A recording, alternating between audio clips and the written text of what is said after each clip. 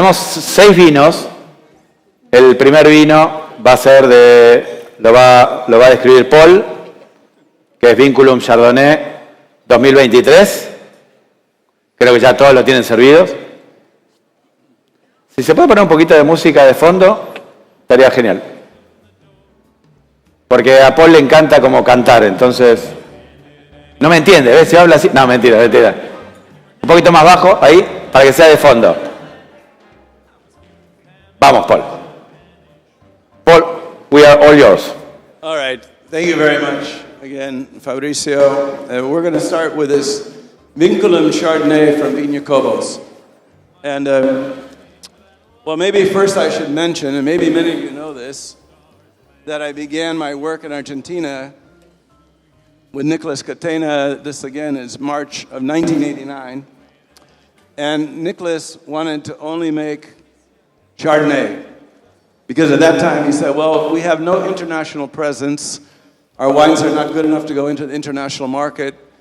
If we can make a Chardonnay at a high level that will convince, these are his words, that will convince the Americans that we can also make high quality reds. So that was our focus. So I thought Nicolas was a little crazy wanting to make a white wine, because remember that the reputation of Argentina was that it was too warm. So that would make making a white wine a really challenging effort. Nevertheless, I came back in March of '89, and we began working together, and we spent, what really impressed me was the quality of the grapes. Not necessarily the farming. I think there was over-irrigation, there was over-fertilization, et cetera, but we made a very good Chardonnay. The equipment back then in Argentina was some of the oldest equipment I'd ever seen in my life. The presses, the way grapes were harvested, and so on, was some of that equipment I wouldn't expect to find in a French museum. Very old, antiquated equipment. I didn't realize, of course, that Argentina had been isolationist for over 40 years. So that was my first work with the Catena, and basically we began to import the first French oak barrels in 1990, and we had to learn from scratch how to work with the barrels. We brought in Francois Frère, 1 container. Well, when we started Viña Cobos was not started with the eye of making Chardonnay. In fact, Viña Cobos was so poorly funded, we only had $70,000 US to start the company. And our only goal was to make Malbec, and to really study Malbec and to see if Malbec was a noble variety. So we were looking to study what's called the Upper Mendoza River Zone, and to see whether or not Malbec would age. That was one of the legs most important, ageability, but also whether Malbec could reflect the nuances of terroir. So that was the premise upon which Viña Cobos was started. Much later, we began working with Chardonnay when we could finally gather enough money to buy the press to make the wine. This wine is Vinculum from the 23 vintage. And essentially, Vinculum means to connect or to bond in Latin. And when Viña Cobos got started, as I mentioned, we had really no funding, no money really to start a company. So we couldn't have our own estate vineyard. We had to go out and find grapes that we could buy. And so finally, this is a brand. Vinculum means an homage to our growers. So the wine is made, by the way, we harvest at night, which is something we've developed in California, night harvesting, all by hand. And we whole cluster press, and then ferment in large format. Either we call these foudre, 2,500 liter foudre, or 500 liter puncheons. And the idea is to make the wine as natural as possible. So we like to touch as little as possible, the less manipulation as possible. So there's really very naturally made wine. We put our focus and energy in the vineyard. So there is a kiss of oak on the wine. There's a bit of malolactic. Some of the color that you see here in the glass also comes from the barrels that we age in. And the idea is, again, we don't want to really touch this. We let the juice ferment naturally without adding sulfur dioxide or any other additive to the. We try to ferment with native yeast as well, or indigenous yeast, so as to express the true terroir of the vineyard. Here we're looking at the Valle de Uco, and mostly one vineyard that's high in the Andes is the main source of the grapes. We're looking for the mineral character from the limestone encrusted rock that gives the wine tension and grip and acidity on the palate.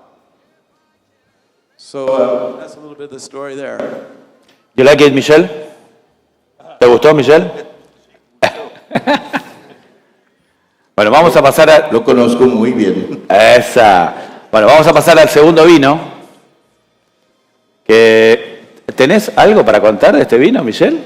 ¿El Club de los Siete? ¿O? Y o no contó nada o vamos a pasar la noche. Bueno, el segundo vino, el Clos de los Siete. Clos de los Siete es una... Aclaro, es 2018, perdón. En la lista creo que dice 2021 y ahí también, pero Michel decidió a último momento cambiar la añada. No, mentira. Abrí las cajas y decía 2018, así que pequeño cambio. Dos razones para cambiar la añada. Me gustó vinos un poco... con un poco de tiempo. Y segundo, yo pienso que 2018 es una de las cosechas más interesantes en tema de calidad que hemos hecho en Argentina. Puede ser desde muchos años, por lo menos los últimos 25 años. Pienso que 18 era una añada fantástica. Entonces teníamos, y Clos de los Siete acepta de servir 2018 y está bien. La historia de este vino es una historia, la mía, por supuesto, porque yo quería, después de 10 años en Argentina, yo quería hacer un vino hecho por Michel Rolland. Y sabe que en vino es un poco como en inmobiliario. Hay un dicho que dice, número 1, el lugar, número 2, el lugar, número 3, el lugar. Y en vino es un poco así, podríamos decir, en bueno francés, número 1 el terroir, número 2 el terroir, número 3 el terroir. Y entonces, después de caminar mucho en mucha zona de Mendoza, encontré Valle de Uco. Y Valle de Uco es un lugar, hoy día todo el mundo conoce Valle de Uco, por supuesto, pero hace 30 años atrás no era tan obvio. Y entonces encontré Valle de Uco. El único pequeño problema que yo he tenido, el dueño de la propiedad no quería vender 100 hectáreas o 150 hectáreas, quería vender 850 hectáreas. Eso era otro tamaño. Otro precio. Y otro precio, por supuesto. Demasiado alto para mí. Pero la idea ha sido encontrar a inversores franceses y hacer una sociedad. Y Clos de los Siete, ¿por qué? Porque hay 7 propiedades por separada. Y entonces el vino Clos de los Siete es un vino que se hace en 4 bodegas diferentes. Hacemos un corte en cada bodega y cada bodega tiene su propio enólogo y es divertido porque los vinos son diferentes, pero hay un corte hecho en Cuvelier los Andes, uno hecho en Monteviejo, uno hecho en Diamandes y uno hecho en Mariflor. Y después mezclamos los cuatro vinos y es el Clos de los Siete. Yo pienso que es una buena historia de Argentina porque es un vino donde salimos con un número de botella bastante importante y es un vino, no es un vino caro, pero es un vino de buen precio. Y yo pienso que en tema de calidad-precio es uno de los buenos vinos de Argentina. Hay otros, pero es uno de los buenos.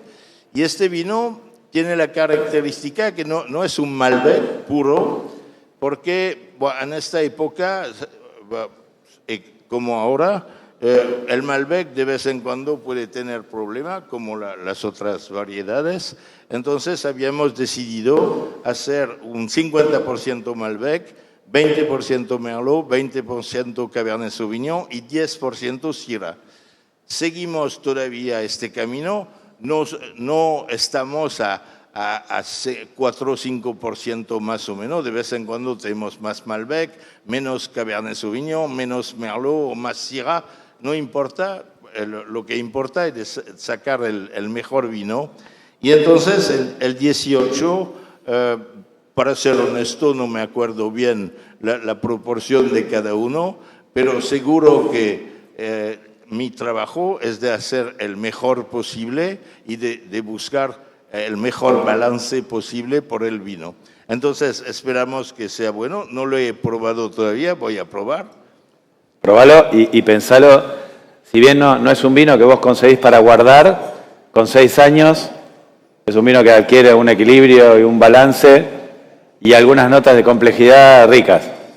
Yo pienso que es un buen ejemplo de Clos, está muy bueno ya y va a envejecer, porque la buena historia de Clos, cuando decidimos de hacer Clos de los 7, no era un vino para envejecer mucho, queríamos vender dentro de los 1, 2, 3 años siguientes la cosecha. Y nosotros tenemos la suerte de tener entre las bodegas todos los vinos, porque la primera cosecha de Clos fue 2002. Y hemos hecho muchas veces verticales con todas las cosechas que tenemos. Y mismo el 2002, que era el primer vino con viña de 3 años, viña muy joven, y mismo ahora, el 2002 está muy bueno, y todos los años hay diferencia de año, porque el clima no es siempre el mismo, pero es un vino que puede envejecer, y los vinos que tienen ahora 20 años envejecen muy bien, y se catan muy bien, como vino viejo, por supuesto, pero se catan muy bien. Entonces, eso es el Clos de los 7, y fue una linda historia, fue una página importante en mi vida que me hizo cada vez más argentino, y entonces aquí estamos y contento. Yo siempre digo que por favor. Clos de los 7 debe ser uno de los emprendimientos más importantes del mundo vitivinícola y tenemos la suerte de que fue en Argentina, porque esta ocurrencia de Michel podría haber sido en otro país. Así que celebramos eso. Paul, do you think that you agree with Michel? You have to say no. That 2019 vintage was one of the best of the last 25 years? 2018. 2018, if I remember correctly, was a colder vintage. Exactly. Cooler, maybe a little bit wet. Perhaps not a classic in terms of what you would expect. Although I think in terms of quality, it was a classic vintage, but not a traditional Mendocino type of vintage. You prefer 19? Well, generally speaking, I would say that would be show more typicity, if you will, of the region. But I think this shows also what you can do, a very elegant style.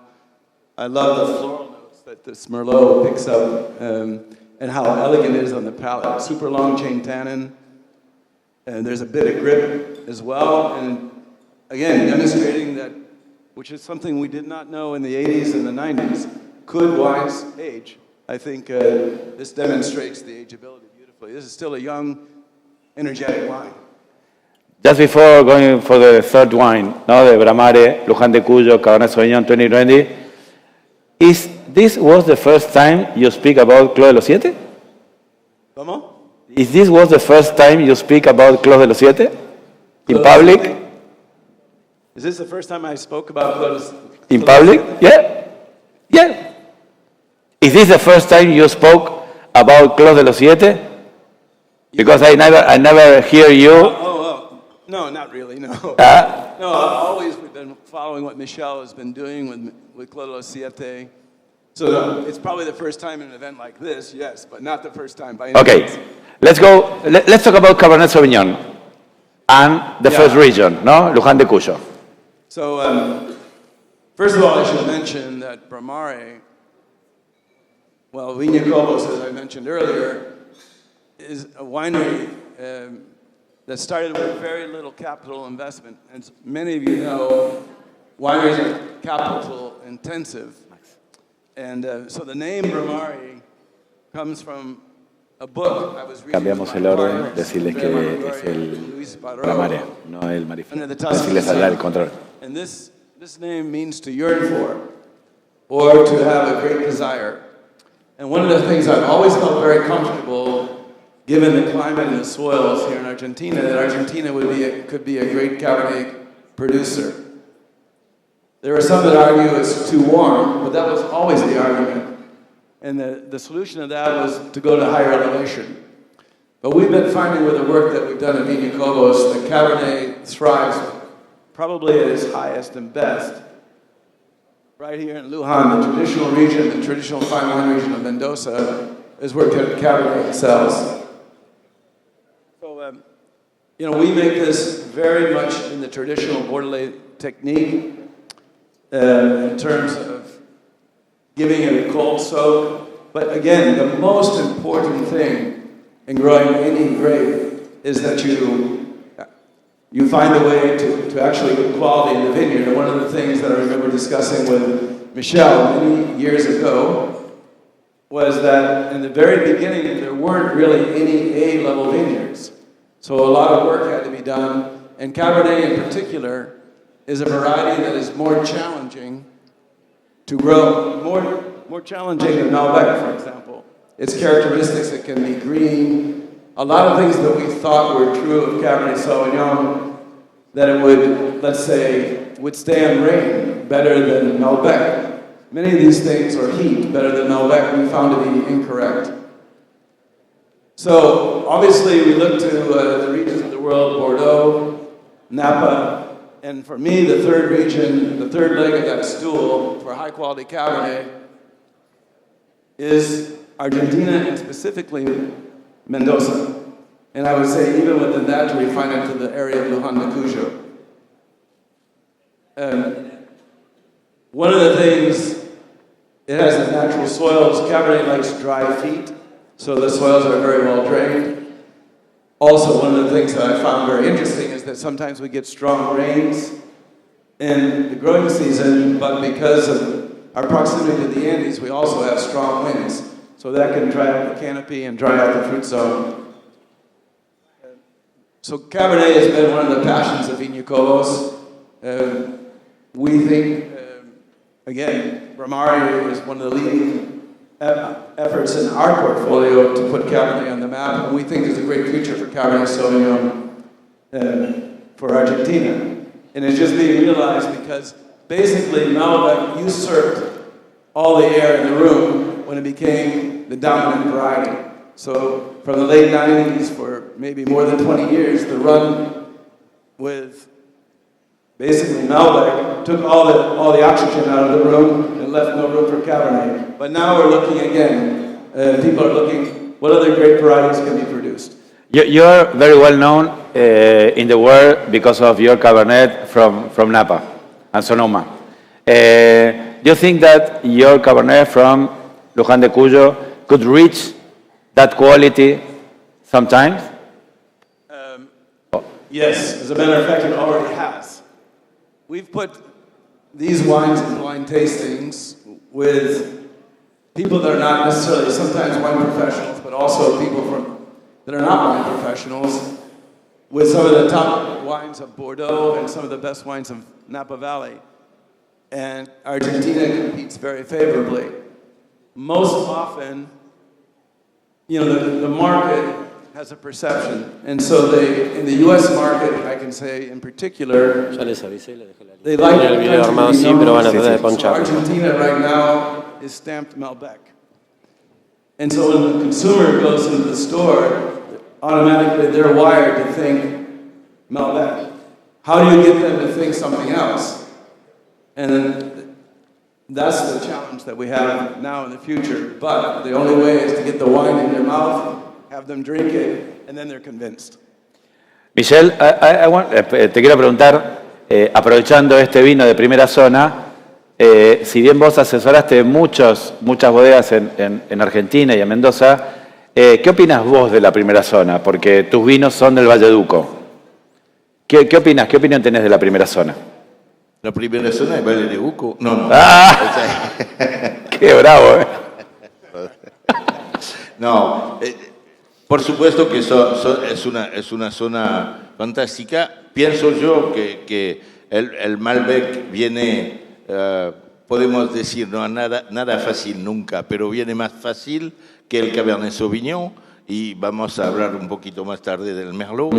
Son variedades un poquito más challenging, podríamos decir, pero seguro que hay muy bueno Cabernet Sauvignon. Los primeros Cabernet Sauvignon que probé de Argentina eran de esta zona, y yo pienso que es una zona muy adecuada para hacer fantástico Cabernet Sauvignon, y cada vez mejor, porque hace 30 años atrás el tema era el riego por manta, y que eso no correspondía tanto a la calidad de Cabernet Sauvignon. Hoy día, con el riego por goteo, hacemos lo que queremos, abrimos, cerramos, y podemos manejar mucho más la irrigación, y yo pienso que la irrigación es un criterio muy importante en la producción de uva de calidad y vino de calidad.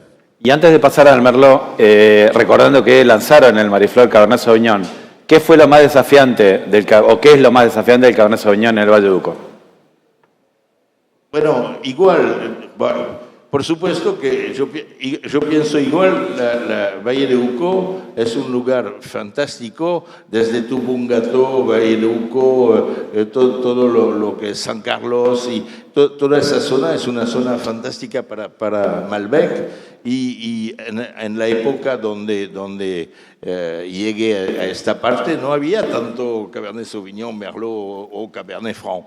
Y bueno, hicimos Malbec, por supuesto, hicimos Cabernet Sauvignon, pero para mí hay que acordarse que yo nací en Pomerol, crecí en Pomerol, y en Pomerol no hay otra cosa que Merlot. Entonces yo pensaba que un proyecto mío que sea al otro lado del mundo tenía que tener un Merlot. Para decir la verdad, no fue tan fácil, porque es como una carrera de Fórmula 1.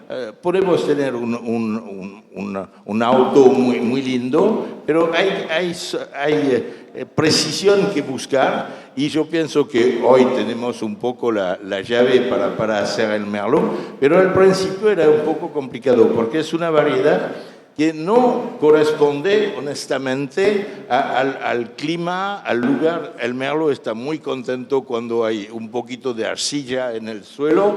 No hay mucha arcilla en el suelo bajando de la cordillera. Hay mucha piedra, entonces había que manejar bien el viñedo, la producción, el agua, y entonces antes de buscar la fórmula, hemos perdido un poco de tiempo, porque no se hace así. Hoy día estamos, después podemos tener año mejor que otro, pero estamos cerca de la fórmula del Merlot. Esta noche he puesto un Merlot 2013, que ha sido el segundo Merlot de la bodega, porque la primera cosecha que pusimos en el mercado ha sido 12, y 13 era el año que no gustaba mucho, entonces es un vino de 11 años, y yo pienso que tiene todavía lo que debe tener un Merlot, la redondeza, la suavidad, la amabilidad de los taninos, al revés de Cabernet Sauvignon, que tiene mucho carácter, mucha densidad, mucha fuerza, pero es el Cabernet Sauvignon con algo de noble en el vino. El Merlot está un poquito más seductor y tiene que tener un poquito más de redondeza y de suavidad, tanino aterciopelado. Y es lo que estamos buscando en este Merlot. Déjame darles una buena noticia, que obviamente ya lo dijiste vos, pero en la lista decía 2022. Pero bueno, Michel último momento dijo, no, yo quiero compartir un vino que tenga más años. Contanos más del Merlot, porque sos conocido en el mundo como Mr. Merlot, ¿está bien dicho así en francés? Merlot. Y claro, esta variedad que supo ser la más plantada o una de las dos más plantadas del mundo y que es muy prestigiosa en Pomerol, donde vos naciste, pero que todavía el mundo o fuera de Pomerol no es tan respetada. ¿Qué le falta al Merlot en Argentina? No digo para llegar al nivel de Pomerol, pero ¿qué le faltaría al Merlot en Argentina? No, yo creo que definitivamente el Merlot argentino no puede estar en comparación exactamente con el Merlot tradicional de Burdeos, o puede ser de otro lugar en el mundo, de Italia, porque hay algunos Merlot en Italia. Hay un ejemplo, Maceto, un ejemplo que vale la pena, de Qatar. Pero hay mucha arcilla, tenemos arcilla. Claro. Y entonces yo pienso que en Argentina no se puede buscar eso, no se puede buscar la arcilla, no hay. Entonces, pero hay que hacer el vino con la producción adecuada, porque el Merlot está muy sensible a la producción. Es una variedad de producción alta. Si lo guardamos con producción alta, nunca va a salir un gran vino. Bien. Entonces hay que arreglar muy bien la producción, hay que arreglar muy bien la irrigación, y a este momento vamos a producir un Merlot que no va a ser en competencia con el Merlot, los Merlots clásicos del mundo, porque es totalmente diferente. Pero yo pienso que hay futuro. Y el otro. Mira este vino que tiene 11 años hoy, está todavía fresco, agradable, redondo, y yo pienso que es el objetivo. El objetivo no es competir con Pomerol, no es competir con los más grandes Merlot del mundo. Y hablamos de Napa. Yo conozco bastante bien Napa. El Cabernet Sauvignon de Napa es uno de los mejor Cabernet Sauvignon del mundo. ¿Sabe que cuesta hacer Merlot de calidad? Podemos, hay algunos, pero no es una zona fácil para hacer un Merlot en Napa. Y yo te digo que traté de hacer el mejor posible en Napa varias veces, y siempre es bastante complicado. Hay que pelear mucho con la naturaleza, la uva, para hacer el mejor vino. Y entonces Pomerol es una zona así, es una zona naturalmente bien adecuada por el Merlot. Alguna otra zona en Italia. Argentina podemos hacer Merlot, pero no vamos a competir en el mismo tipo de Merlot. Exacto. Bien ahí. Paul, do you like the Merlot? Because you had one Merlot once upon a time. In California, yes. Yeah? Okay. We also make Merlot in the Felino line. Exactly. And we had some of that Merlot coming from the Marquior vineyard. So it was a beauty. Again, you have the soils. I think Michel recounted that quite well. And it was a standout. I would be happy to put it into a lineup of top Merlots in the world. Okay. Well, let's talk about Chañares. Let's move to Chañares. Tell us what is Chañares and what you fell in love with Chañares and do you think is one of your places in the world for you? May I say some Yep. a little history about? Of course. Okay, ladies Sorry, and gentlemen. let me. Si hacemos silencio y me olvidé de decirles algo que Vicky me va a matar porque Vicky me pidió que explicara que en una masterclass, en una degustación de vinos, nada, se degustan vinos, no se pica nada, por eso después está el cóctel y me dijo, Fabri, explícalo y me reolvidé, perdón. Así que ya quedan 3 vinos, perdón, 2, ¿ok? Y ya nos vamos y podemos disfrutar, pero escuchemos porque realmente es el jugo que les podemos sacar a estos 2 grandes personajes. Go on. So Michelle and I have been doing this work in Argentina for quite a few years, over 30 years. And I think many people probably don't remember very well what it was like when we first arrived. And there's been a tremendous, we talked about, probably Argentina today is the most modern wine region in the world. So it went from being perhaps the most backward region to the most modern, very quickly, in a very short period of time. What I think many of us have forgotten is that it was Chardonnay that first put Argentina on the international map. Not Malbec. Malbec came later. But Chardonnay was what launched Argentina initially into the U.S. market. That was in 1993 when we first launched, in May of 93, the first Chardonnay. And it was later that we added a red to the program. Malbec, for me, was a variety that, when I arrived in Argentina, had never experienced at all in my work in California. And it wasn't a variety that we studied either. So it was great that I had no experience or knowledge. But I became very curious about it because one of the very first vineyards that I saw arriving in Argentina happened to be an old Malbec vineyard. And frankly, I thought the soils and the climate, well, the soils at least were some of the best that I had seen, better than anything I'd seen in Chile.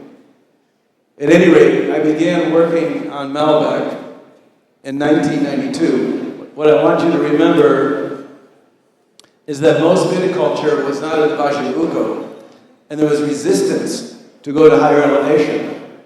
So it wasn't until 1991-92 that I was able to convince Nicholas Catena to plant a high elevation vineyard in the area near Tupungato called Villa Bastilla. And that is the area we used to make the very first Chardonnay for the Catena launch in the US market. And this vineyard basically in 1992 changed the way the engineers, the viticultural engineers thought about, because most thought it was too cold in the Valle de Uco to ripen Malbec or Cabernet Sauvignon. Today we know, of course, that's not the case at all. And we're always in search of cooler regions. So what I want to say is that it was interesting that the reputation of Argentina was that it was too hot by people that came to visit from the University of California, from the press, and so on. But we realized if we went to higher elevation, we could have cooler climate. And so that was the beginning of the push to higher elevation. And then a lot of people began to think, well, this is the secret to high quality winemaking. The story behind Malbec, very quickly, and its first arrival into the US was when I wanted to make Malbec a red variety. Here's what happened. Our importer in the US, Alfredo Bartholomeos, wanted a red wine, but we hadn't prepared one. We only had a white wine. So I began making Malbec more out of curiosity. But Nicholas Catena was against the idea. So I had to make it in secret. This was at Bodegas Esmeralda, his winery in La Libertad. So I made that wine in secret, and I didn't have the money to buy barrels to age it. I found a vineyard. I convinced Pedro Marcheski, after Nicholas had said no, I convinced Pedro Marcheski to prepare about 1 hectare vineyard along the Rio Mendoza River in the Lunta. And that vineyard is but I still didn't have barrels. So I went to a friend of mine, Alain Fouquet, who was the head Tonellerie at Seguin Monroe. And he wanted to build an American oak Tonellerie in Napa. So he gave me 10 free barrels. And so in 1992, I made the first Malbec. The US press arrived in March of 1993. There were 5 members of the US press. They were there to launch the first Catena Chardonnay. We tasted the Chardonnay. It had not been bottled yet. It was in 2 separate lots. One from the Catena vineyard near the pyramid, and another one from a vineyard that's near one of our vineyards today in the Castilla called La Goya, that was sourced by Chandon. And we had a fight with Chandon because they didn't want us to have the grapes. But I needed that cooler climate for the energy and the freshness to make the blend. When the US press tasted those wines, they were very happy. I saw that Nicholas was happy. He said, well, listen, I have one more thing. And then I took them to the back of the winery where I had the 10 barrels of Malbec. And only one of the writers, Tom Stockley, writing for the Seattle Times, wrote an article, Don't Cry for Me, Argentina. And in that article, he, of course, was paid to come to write about the Chardonnay, but he said at the very end, the signature variety for Argentina, he believed would be Malbec. That would be the future of the country. And that article got syndicated into basically other venues throughout the United States, into the Washington Post, Chicago Tribune, even the Buffalo Evening News. So Alfredo and Robert Parker told Nicholas, you really have to make a Malbec. But Nicholas told me, I don't want to put my name on it. So you created a label, and that's what gave rise to Alamos. Now many of you know that have been to, basically, Cobos takes its name from the person that brought the Alamos tree from Spain. He's a horticulturist. His name is Juan Francisco Cobos.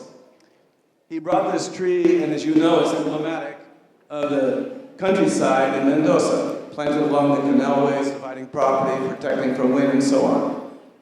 Hence, I gave the wine the name Alamos, and also partly simply because it started with A, so it would appear first in the lineup, rather than something that ended in Z.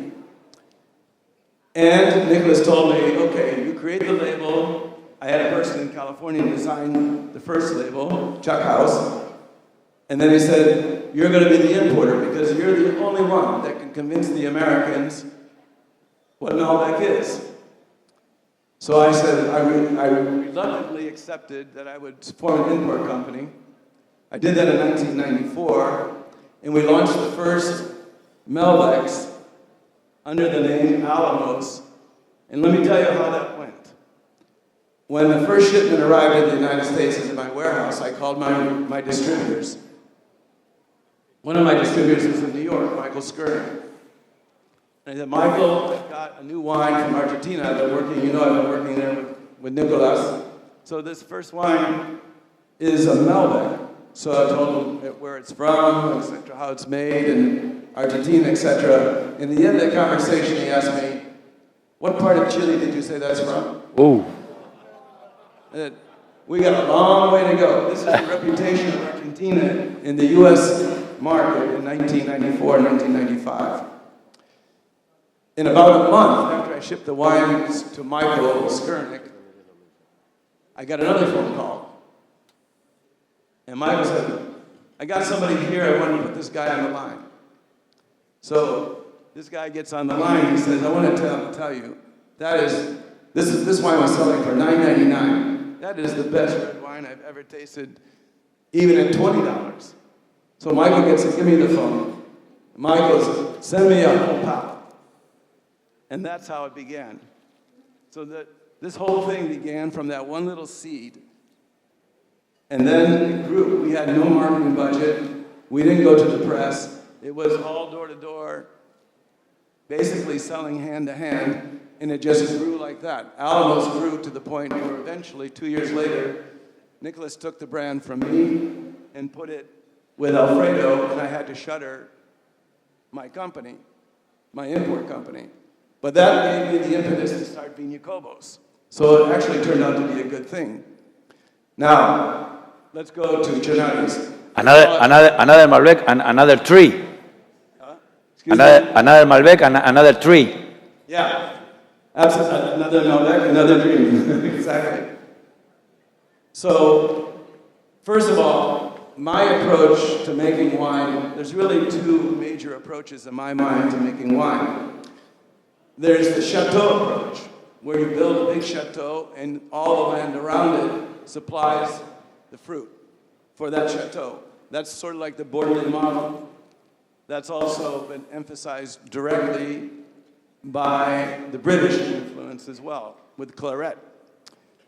My approach is a bit of a hybrid of that, but it's more aligned toward the Burgundian model, which is to honor the vineyard. And so what we have done when we came here is begin for top sites with a very specific idea of what variety would thrive in that particular site. So rather than taking a large piece of land and then carving it up, both models have purpose, both models have value. But that has been my model, and that's one of the things that I helped grow in California as well. Back in the day when I worked at Robert Mondavi, we didn't make any vineyard designate wines. And I would go to Mr. Mondavi and say, Mr. Mondavi, you have this amazing vineyard called Togolon, but why don't you put the name Togolon on the label? And Mr. Mondavi said, no, I don't want to do that. We have Mondavi Reserve Cabernet Sauvignon. Years later, of course, all that changed. So I've been one of the pioneers in California under the Burgundian model of naming the vineyard and the producer over the chateau. But that's a choice. You know, you can go either way. So if you think of a vineyard like Adriano Vineyard, for example, that also celebrates a single site, a single vineyard. So here we are with Chinares. What is Chinares? Well, Chinares actually is a vineyard that's high in the Valle de Uco region in a place called Los Árboles.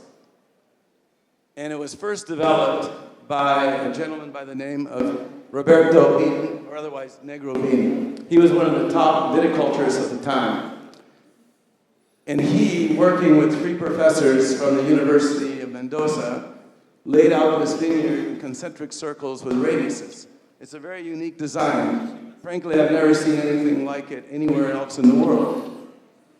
And at each of the intersections of the circle with the radius, they built a pyramid, somewhat like the Egyptians did to communicate with the celestial bodies for energy coming from the heavens. So that is what I found. These 3 professors actually, I thought, had been smoking a lot of, you know what, a lot of weed. But in fact, it was a very unique design. Then they didn't have enough money to continue to fund it, so then I bought the property but had been abandoned. And now, this is, again, these soils, as you get deeper in the Andes, become rockier. There's more granite, it's alluvial soil, but these are rocky, big boulders, and the rock is encrusted with limestone. And it's really fascinating to watch how the roots of the vine actually glom and grow around the rock. It's something to behold. And there's no limit to how deep the roots can mine the soil. We know, I think working with Michelle, we know that if the roots can explore the soil deeply, that the wine will be more interesting. So these are very open structured soils, gives tremendous tension to the wine. Basically it has tremendous extract. And it's one of the most exciting areas. I love wines that have energy. Natural acidity, I think like Michelle in terms of power and elegance. So that's kind of what we look for at Viña Cobos. But we also want something else. One other thing I want to mention, we want to respect terroir. And we've been very focused at Viña Cobos on exploring different terroirs, not necessarily going higher and higher in elevation. That's also important, but respecting the grade. So farming is number 1 to us, and doing as little in the winery as possible. So we don't do a lot of work at Viña Cobos with things that would actually modify the grade. In other words, we don't work much with concrete, amphora. We age with oak because oak chemistry is very similar to wine chemistry, and it helps the wine naturally stabilize in the élevage. But that's essentially the whole story in a nutshell. Thank you. Perfect.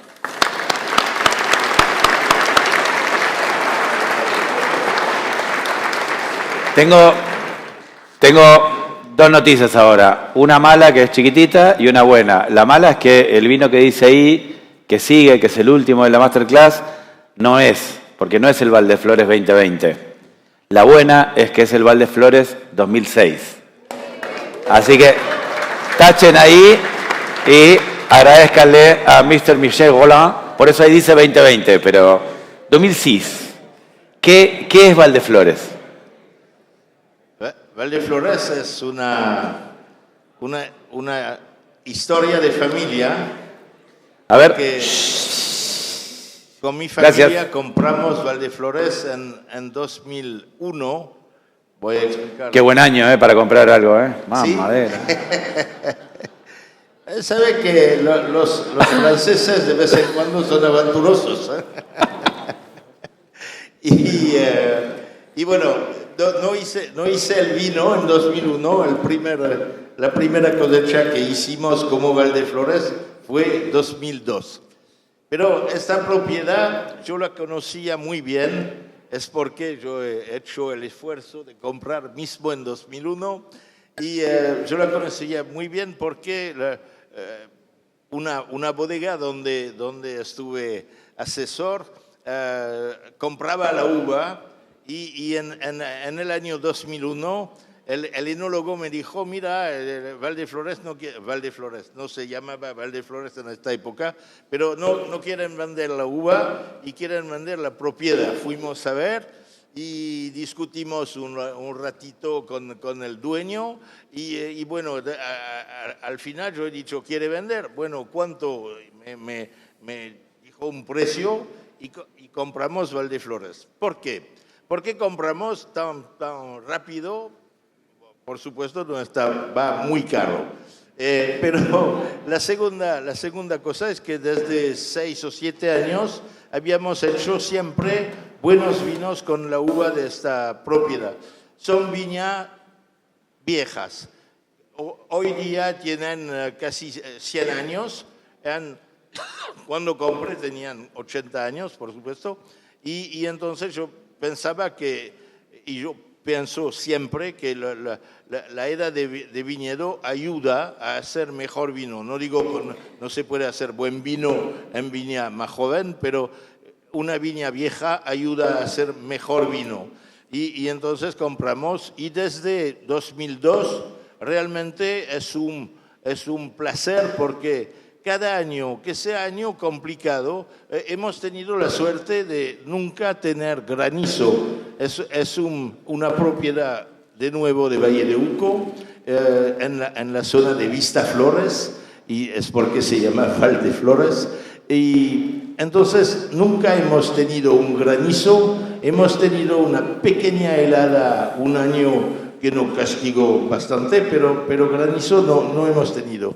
Y entonces todos los años hacemos un vino con mucha calidad, 100% Malbec, viejo viñedo. El único problema es que con viñedo muy viejo como eso, la producción está muy baja. No podemos hacer más de 25.000, 30.000, 35.000 en buen año, y es un poco el problema en un mercado tener tan poco botellas, porque falta un poco mirando a la demanda, que es un lindo problema.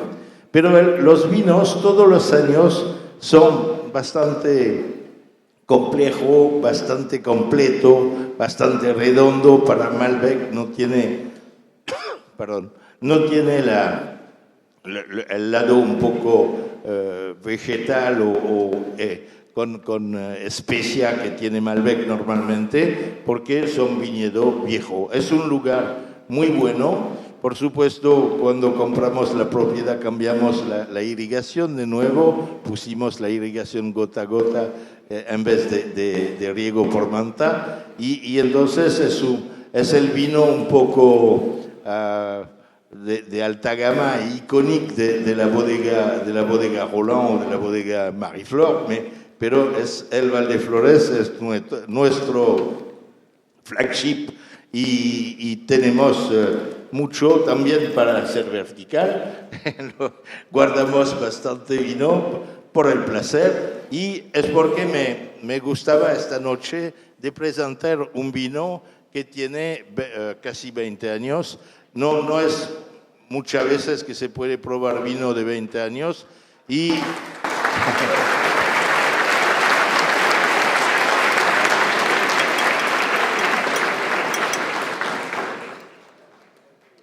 El vino es para disfrutar, el vino es un placer. Y bueno, me encantan los vinos jóvenes porque yo probé en mi vida mucho más vinos jóvenes que viejos, pero yo pienso que en Argentina tomamos cada vez un poco más joven y voy a hacer un poco de una mala filosofía, pero tenemos que tener en cuenta que si queremos grandes vinos, tenemos que tomar un poco más viejo, porque los vinos tienen la expresión, la mejor expresión con un poco de tiempo. Y es porque esta noche hemos puesto el 2006. No voy a hablar más, hay que tomar ahora.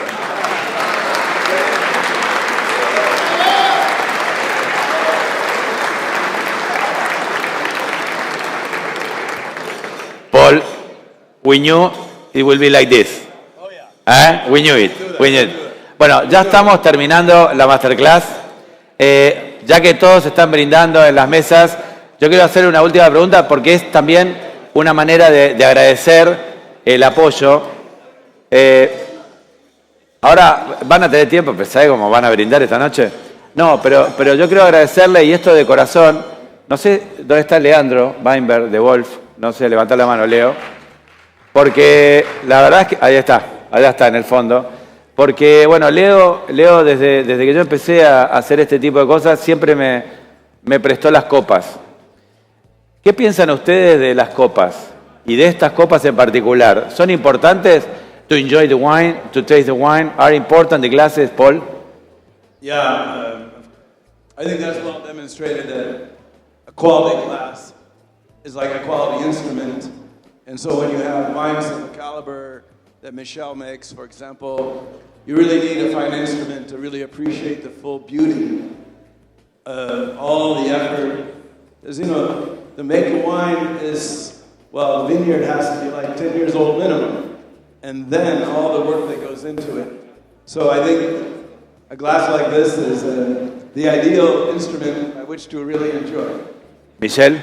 Pienso que no solamente es una muy buena copa, sin duda para catar vino es fantástico, y además se vacían mucho más rápido con el tamaño que tiene la botella. Ahí está, con lo cual es muy bueno. Bravo Wolf, gracias Wolf. Bueno, y antes de pasar al cóctel, vamos a bajar por aquel ala, digo, yo mirando para acá es a la derecha, pero cada uno... Por aquel lado hay escaleras, también hay ascensor para el que no quiere o no pueda. Bajen con cuidado, otra recomendación de Vicky, deciles por favor que bajen con cuidado. Y le dije, Vicky, es gente profesional, gente que sabe, ¿ok? Pero antes de pasar ahí, yo les pedí a ellos dos que se obsequien algo, que intercambien algo. Entonces, a ver, first, Paul, what do you have to Michelle? Well, I have a special magnum of Cobos Malbec. Vintage Vintage 2020. 2020, ok. Michel, este es para ti. Muchas gracias. Bravo.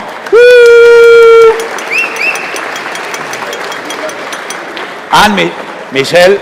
Siempre fiel a la era del vino, trae, disculpa, una botella, soy un poco... es un poco pequeño, más que un Magnum.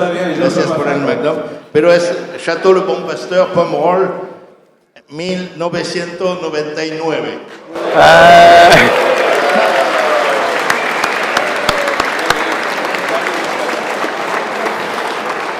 Bueno, terminó esta primera parte. Un aplauso, fuerte aplauso para esta... Gracias, Fabricio. Okay.